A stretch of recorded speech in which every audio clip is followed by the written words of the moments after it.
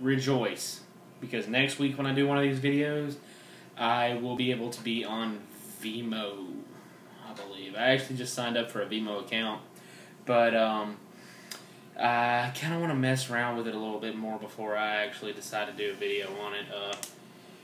What does that mean for you? It means that you will see another video of this next week, this time, but it'll probably be like 3, maybe 4, maybe 5, maybe 6, maybe 7, maybe 8, maybe 9, maybe 10 plus times longer, because I am really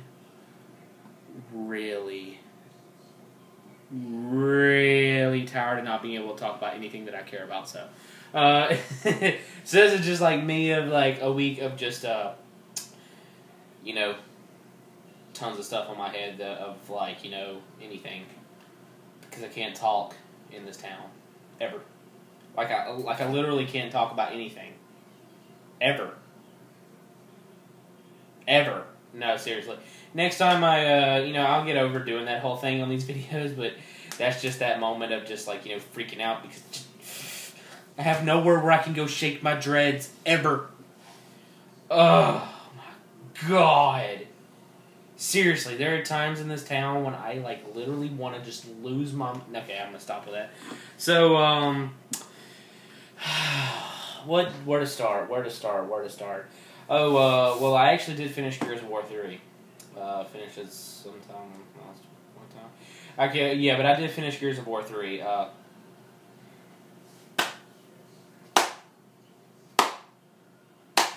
You know, all the stuff you've probably heard of that game, where I was thinking that it was a little bit getting a little bit overdone with some of the reviews, because reviews were extremely high. And I'm not saying that Gears isn't, you know, always been a high quality game, because all 3 of them have always been, you know, top tier.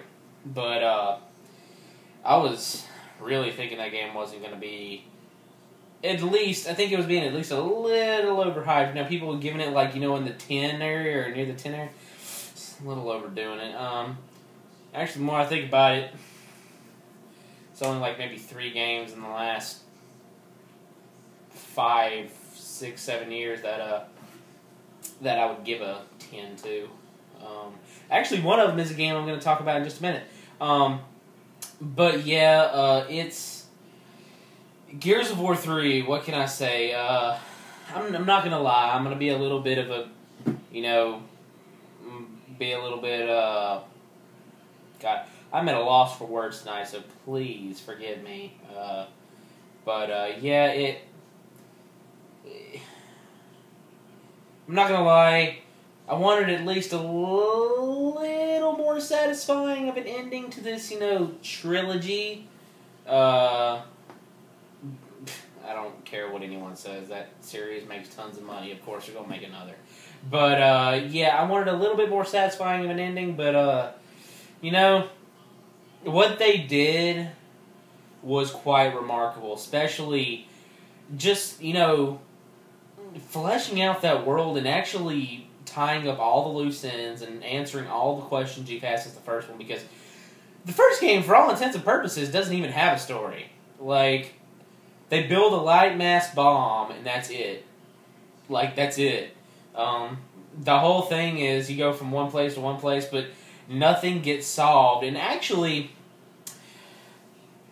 for all intents and purposes, the second one even doesn't even really have a story. The only thing that people remember about that game is, I believe it was Dom and his wife, and the, you know, the history behind that. But second game really doesn't even have a story. You know, the second game has more of a story than the first one, yeah, but by the end of that game, you feel like nothing was resolved or anything. It just...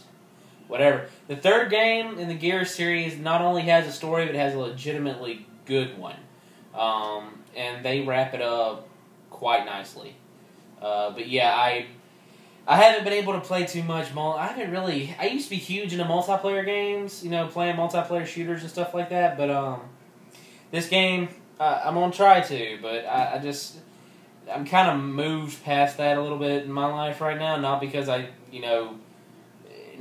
don't want to play the multiplayer games, but it's hard for me to get into them because I don't have that kind of time, especially not anymore.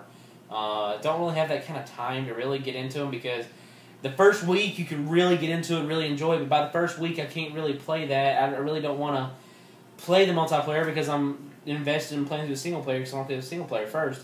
But then by the time the multiplayer comes out, but then by the time I get in the multiplayer, it's week 2, and everybody who's already playing multiplayer is already like 5 billion times better than I ever will be playing that game.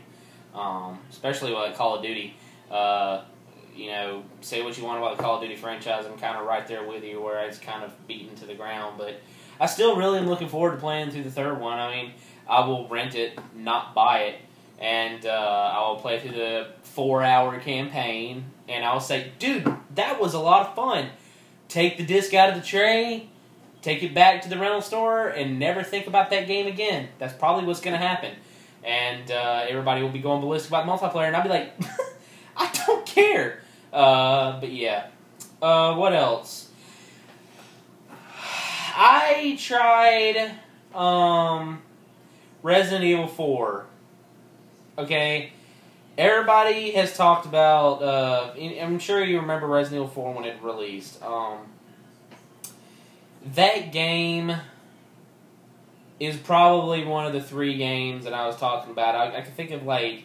I don't even know why I gave a number. Why 3? Because I can't really think but only 2 now. But, that game is one of the few games I've played in my lifetime that have came out in my lifetime that I remember playing when it came out. Not like, you know, you go back and play a game that you heard so much hype about and so on. But that is one game... You know what? I'm going to do 2 videos of this and just post them. I don't even care because I'm sorry. But, that game... I would give a 10 to when it came out. I will never forget when Resident Evil 4 came out. It came out the summer of 05. Well, actually it came out January 05. I didn't play it until summer of 05 because I didn't have a GameCube until then. I got a GameCube in like summer of 05. They dropped it like $99 or something. I think it was they dropped to $99 at that point. And it was like they dropped to $99 at that point, and I had traded in some games and, you know, sold some games, and I had some money saved up, and I finally got a GameCube. And dude, Resident Evil 4 was one of the most incredible games I ever played, like ever. I'm quite serious. I still, even after playing that game now, I mean, that game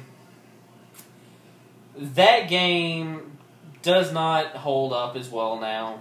I mean, I could definitely see somebody, you know, playing that game now and thinking that, you know, like, you can't walk while shooting. And I'm like, fuck, shut the fuck up. Oh, my God. But, dude, I could totally see someone playing that game now and thinking that that game is,